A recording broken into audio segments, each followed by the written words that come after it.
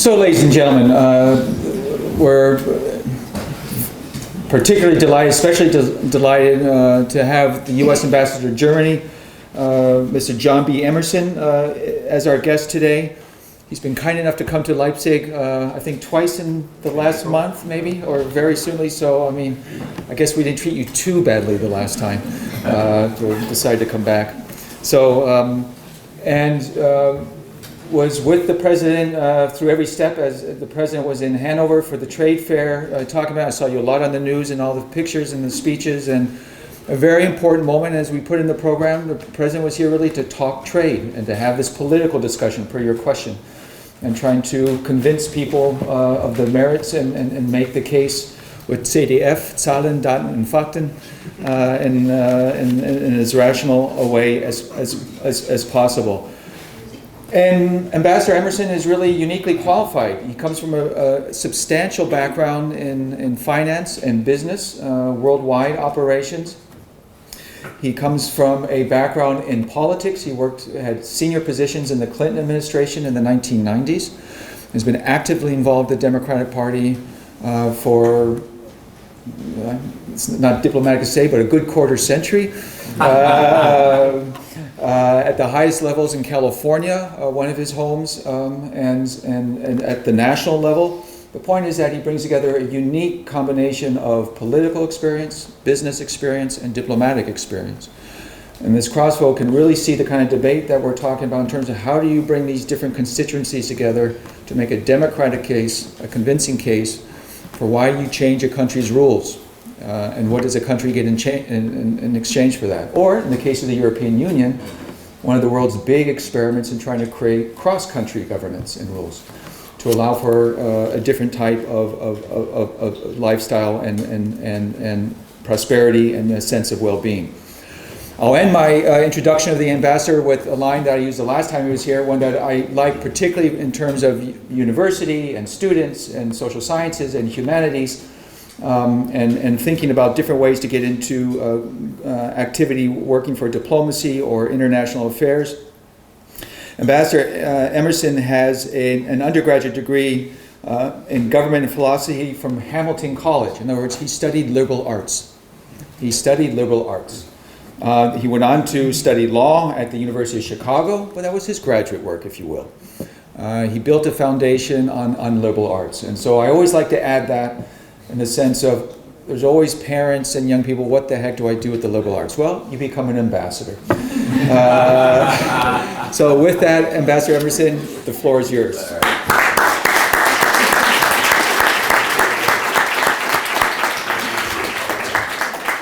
You want to slide through there? You can. Yeah, no problem. Thanks. Thank you. Thanks, Crister. It's always great to be back here. Professors, my former colleague, J.D. Bindentop-Nagel, it's great to see you, Ambassador, former DCM of the German mission, which basically means he really ran things. It's good to have you here. Thank you for your opening comments. Sorry to intrude on the Q&A, but it's nice to be here, and I'll look forward to a good long conversation. I've got a few prepared remarks that'll maybe throw a number of things on the table that we can discuss. It's always great to be back here. I guess this is my third appearance at the University of Leipzig in one form or another. Probably been to Leipzig about a dozen times. It's particularly, I don't know if you saw all that snow and rain in Hanover on the television, but to come for a day like this is particularly nice. And I by the way, I'm a big believer in the liberal arts education. I think, and I do think it's one of the advantages that an American style college education or college university education has. And I have, I used to joke, I said I can't seem to keep a career because I've had so many different careers. But the truth is that learning how to think, learning how to think critically, learning how to write, learning how to kind of ask questions. It helps you to become a quicker study and in an ever-changing world. I just a big fan of it. I've got a daughter who is a junior now at Stanford, and she just spent her winter quarter at the at the Berlin campus. I see a woman over there with red hair. My daughter has red hair somewhat famously because she played Foxface in the movie The Hunger Games, the tributes of Panem. I don't know how many of you might have seen that. And then we have identical twin girls who are actually taking a gap year in Berlin. They worked on an organic farm, they worked in an internet startup, and now they're working at Babelsberg Film Studios. And then this summer they start their freshman year of college at WashU, Washington University in St. Louis. So we'll have all three in school starting this summer back in the United States. So this is something that we obviously spent a lot of time thinking about and talking about. In any event, I just, it's fantastic to be here, and I have to tell you, the topics for discussion in this session that you're having about the future of the transatlantic community could not be more current or relevant. And to quote the president from his appearance here earlier this week, they are all about building a future together, a future that starts right here in Europe. This is, as the president said in Hanover, a defining moment. Enormous progress has been made, and that's quite obvious at this great university here. You're all connected, not only by technology, but by an imagination and an idealism that really knows no limits. But the fact is, in today's world, we face enormous challenges, the breadth and depth of which would have been difficult to anticipate even 3 short years ago as I was preparing to come to Germany as ambassador. Dangerous forces threaten to pull the world backward, and our progress is not inevitable. These challenges threaten Europe, and they threaten the transatlantic community. During the second half of the 20th century, we set an example for the world as we work together to promote the basic tenets of freedom and democracy. And we need to take that same approach today, an approach that balances both interests and values, that's built on national, regional, multinational, and global cooperation. In this context, Germany has stepped forward to take a leadership role, both within Europe and around the world.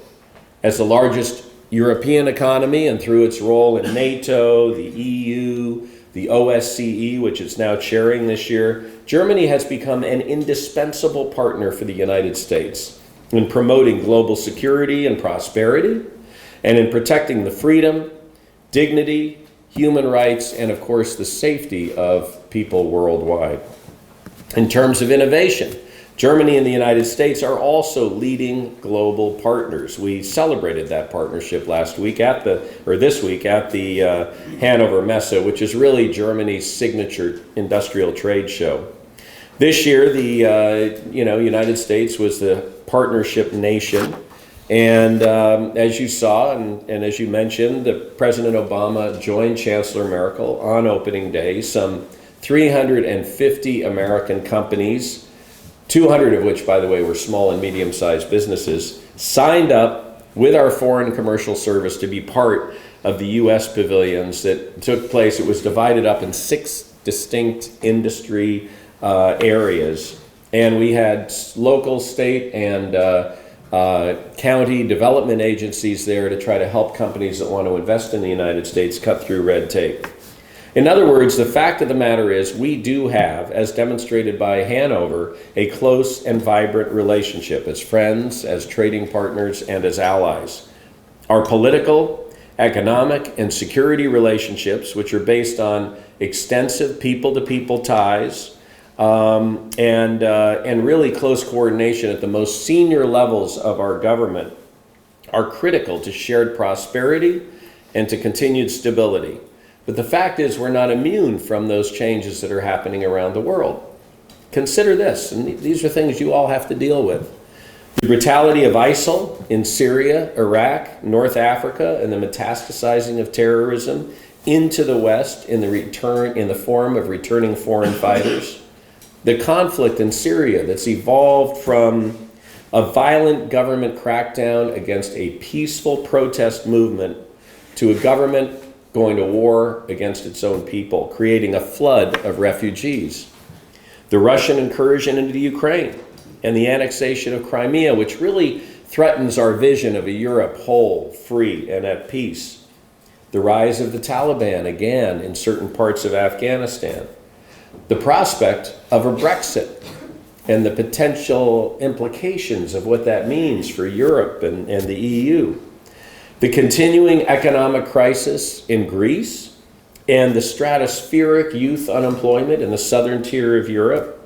The threat to our governments, our economies, and our societies of increasingly sophisticated cyber attacks, and the opposition to TTIP in the one European country that every study says will benefit most from that agreement.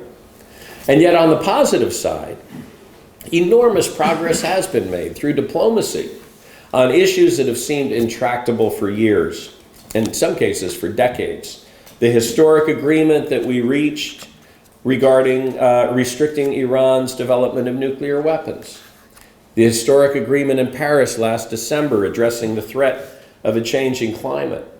The fact that President Obama was able to bring Cuba back into the world of nations and really into the global economy through his mutual recognition of Cuba.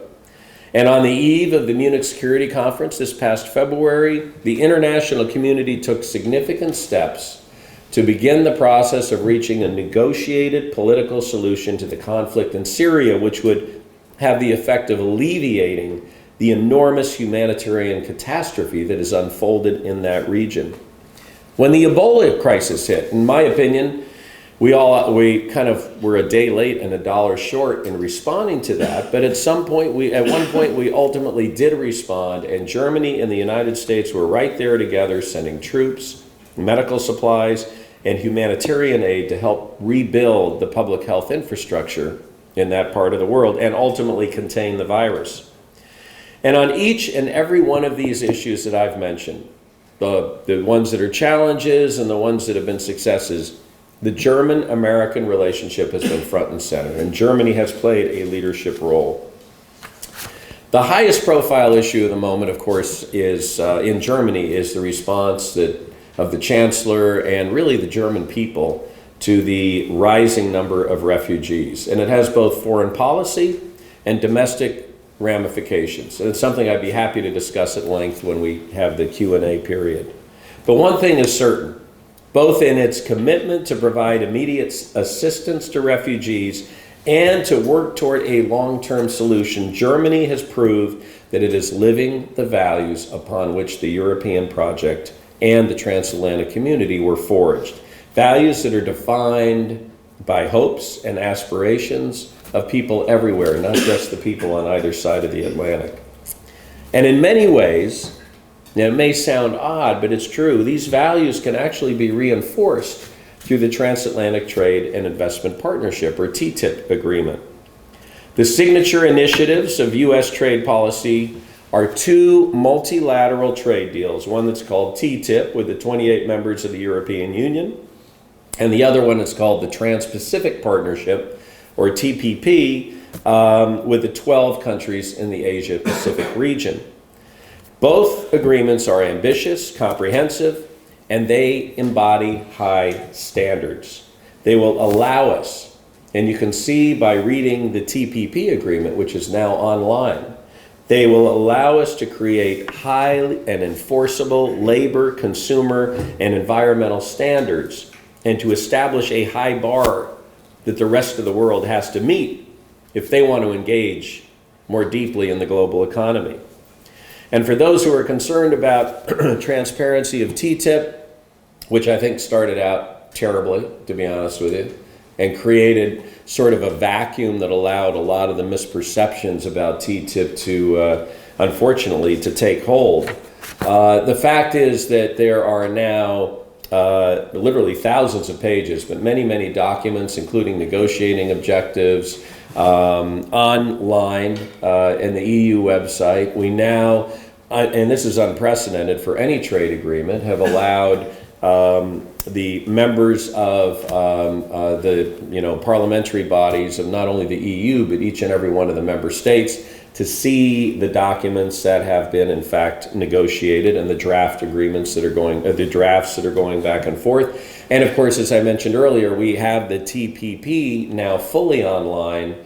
It's going to take a while before that gets implemented and adopted, but it's fully online so people can see the kinds of things that we're talking about when we talk about a high standard trade agreement. TPP actually is an agreement whereby a country like Vietnam has, for the first time ever, acknowledged that its workers need to have the right to organize. I mean, that's a big deal. So contrary to what many people in Europe see as a pivot of U.S. foreign policy towards Asia, the fact is that our rebalance to Asia is not a turn away from Europe. Just look at the number of trips President Obama has made here, Secretary Kerry. Our focus on Asia is, in fact, and I can tell you this from the bilateral meetings that we have with the President and with the Chancellor, but this is a well-coordinated, tightly linked policy that is tied into our shared transatlantic policy goals. And it's brought the U.S. and Europe, in many respects, even closer. Not only in terms of trade, by the way, but in terms of security cooperation, counterterrorism, cyber protection, and human rights issues, to name but a few. Both the United States and Europe have increased their attention to Asia, and without a doubt, the two trade agreements, TTIP and TPP, are crucial elements of what Secretary of State John Kerry calls a shared prosperity agenda. They will combine to create important new norms of international trade that will set these high standards across the globe. Global prosperity, contrary to what some think, I think this is part of the problems, is this is Vladimir Putin's worldview, is that everything is a zero-sum game. It's actually not the case. Global prosperity is one of mutual gain. It calls for maintaining and developing a strong and vibrant business climate that is built on innovation, intellectual property right protection, a transparent and strong legal system, and a stable regulatory environment. But notwithstanding all these things that I'm saying, it's clear, and again, we can engage in specifics on this in the Q&A if you want, but it's clear that the TTIP debate here in Germany has been dominated less by concerns about a pivot to Asia or the realities of free and fair trade than overall concerns about the pace and extent of globalization. And we're seeing these fears on both sides of the Atlantic. In fact, if you've been listening in, as I'm sure you have, to the American presidential campaign, you will also hear not only expressions of fear, but fear that has evolved into anger. And it's anger and fear about trade deals, anger at Wall Street, anger at Washington, at President Obama, at Republican obstructionism in the Congress. You'll hear expression of anger at undocumented workers, at Muslims, anger about a career that didn't go as expected, anger about a lost way of life, which candidly I think is code for, I can't believe that we have a president of the United States named Barack Hussein Obama. I think we got to be straight about that. Even anger about anger, as an interesting series of articles in the Washington Post pointed out. Objectively, if you look deeper at the stories of real people, real companies, real communities, there are actually a lot more reasons for hope and optimism than for despair and cynicism. And that said, in the context of concerns about globalization, I always point out that the forces of globalization and technology and the dislocating impact that they might have are not created by trade agreements. In contrast, trade agreements are our opportunity to try to manage globalization, manage the increase in technology, and manage and mitigate the dislocating effect that they might have. The best way to mitigate globalization's downside is to enact and implement standards and regulations that simultaneously protect people against abuse and exploitation and address their hopes and aspirations. Under TPP, for the first time in history, as I mentioned, you have tough, fully enforceable labor standards. And in terms of high standards, TTIP, which will be, if it's negotiated, an agreement between the two most highly regulated economies on the planet, is going to be an agreement between two economies or two markets whose leaders have absolutely no intention of negotiating an agreement that would reduce those high standards. And, the fact of the matter is, and you think about high standards in a trade agreement, I get the sense there's almost an arrogance in Europe of people thinking, well, our standards are so much higher than those Americans. It's just a bunch of big corporations who are going to roll over us. Well, the fact of the matter is the consumer rights movement, consumer health and safety, that started in the United States. The environmental movement started in the United States. I think that I don't hear so much, by the way, concerns about our low standards in the environment or environmental emissions after the VW situation. I think when people see VW, they see FIFA, the fact that it took the United States to clean up your national sport. I think they now have a much more realistic sense of how seriously we take these things and how seriously we take enforcement. The fact of the matter is there are many areas where American standards are higher. There are many areas where European standards are higher. And what will ultimately be negotiated is a deal that maintains those high standards on both sides of the Atlantic.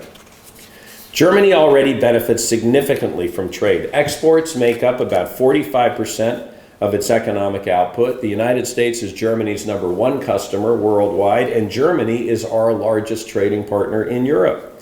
We have a huge stake in the health and vitality of one another's economies.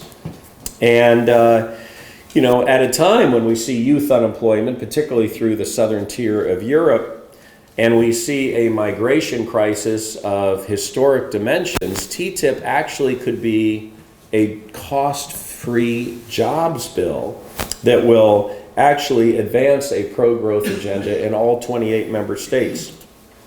It offers an opportunity to promote stability in a time of turmoil, predictability in a time of uncertainty, democratic standards in a time of increasing competition with alternative, less open, less transparent, and less fair models. Think China, for instance.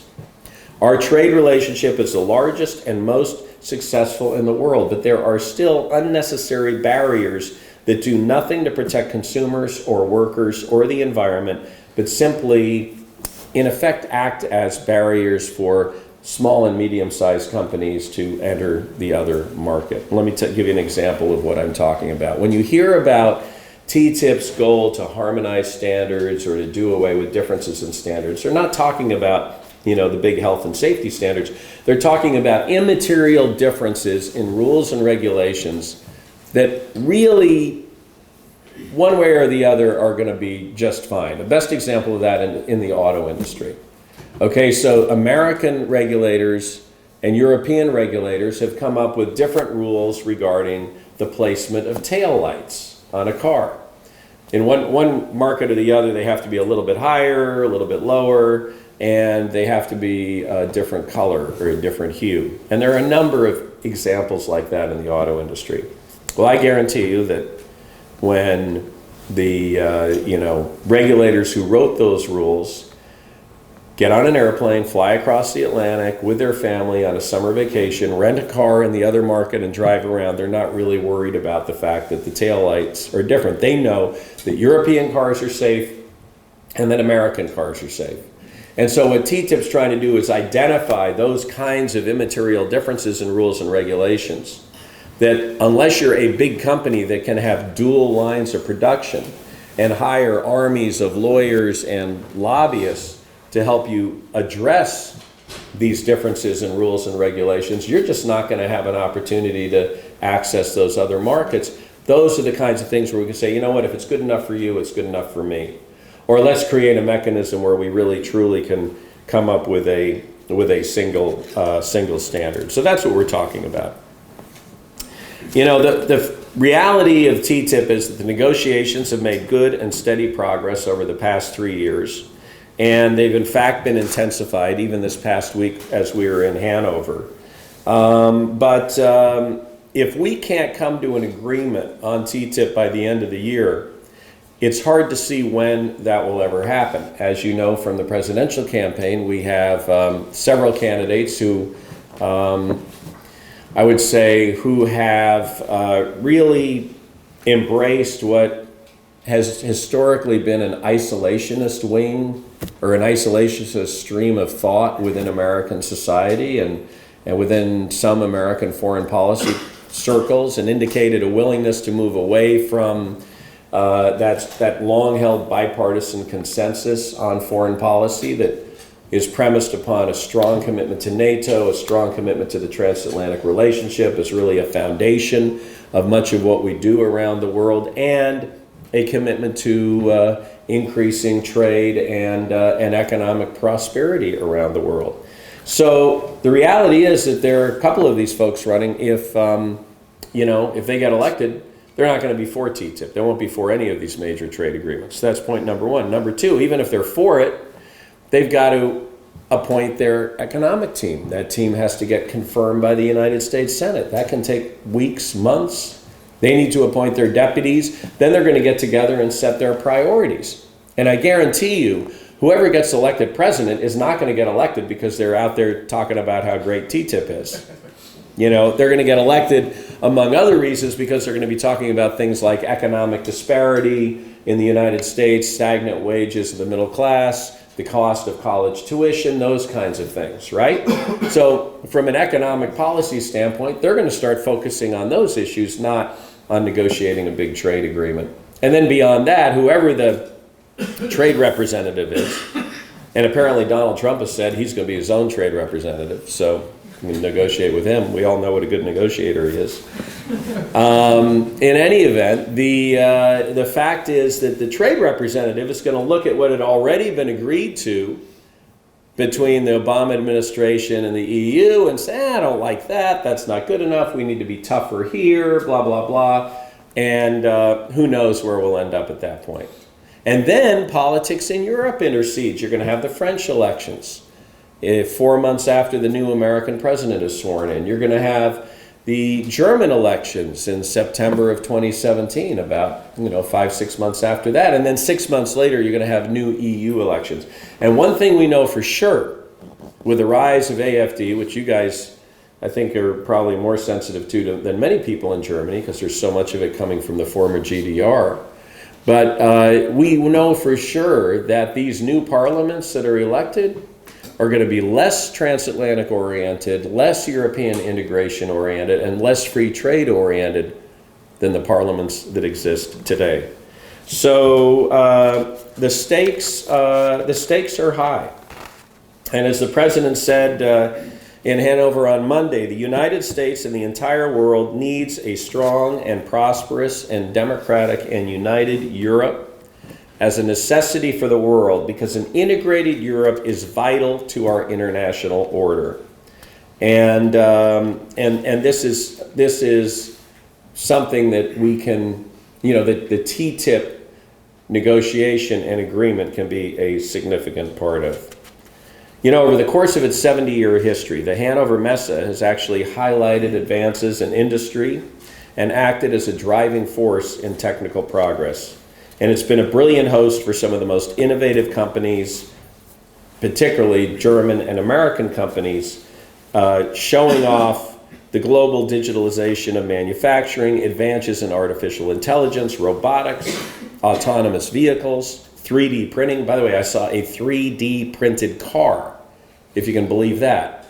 And you can actually see on the part that they didn't paint over the little tiny lines where it was going like chink, chink, chink, chink, chink, and printing out the parts of the car. Not the engine, obviously, but the overall car. It's unbelievable. There was some very cool stuff on display there, I have to tell you. But in any event, these advances are transforming our societies and our economies. And I think the United States and Germany have got to reach up and seize the opportunities that they create. In closing, in particular, so we can get to the real part of the conversation here. Last month I was back in Washington twice. And in both those meetings, it was really interesting. It was so obvious to see how deeply the United States is concerned about and depends on Germany. I did a whole lot of meetings. Well, the first time I was there, I was privileged to be part of a dinner meeting between Secretary Kerry and Foreign Minister Steinmeier. In the State Department, we jokingly refer to their relationship as a bromance.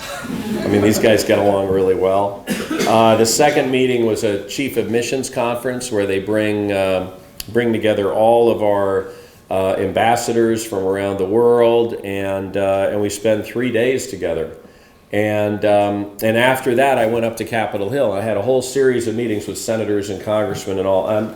Literally, the first question out of their mouth is, how's Germany doing with this refugee crisis? What does this mean for the Chancellor's government? What does this mean for our ability to work together with Germany on things like sanctions rollover with Russia, TTIP, NATO, on and on. I mean, there's real concern there. And as Secretary Kerry said at the press conference that preceded the dinner with Frank-Walter Steinmeier, he said the United States is privileged to be able to know that we can count on Germany to be engaged, we can count on Germany to be constructive, and when necessary, we can count on Germany to lead. And I will tell you, I've now been in probably 6 bilateral meetings between the Chancellor and the President. And it's really remarkable to watch not just the body language, but the actual connection that these two have, and not only mutual respect and mutual affection for one another, but the deepening of that relationship and the candor of the discussions, including very uncomfortable things. I mean, I arrived here 4 weeks before all the NSA stuff broke. But they have really built an incredibly important relationship over the years. And as the President observed after his tour of the Hanover Messe with the Chancellor, our market economies are the greatest generators of innovation and wealth and opportunity in history. Our freedom, our quality of life remains the envy of the world, so much so that parents are willing to walk across deserts and cross seas on makeshift rafts and risk everything in the hope of giving their children the blessings that all of you in this room enjoy. And these are blessings that we cannot take for granted. So with that thought, I thank you for your attention, and I'm going to grab this microphone and sit down over here and look forward to having a conversation with you. Thank you very much.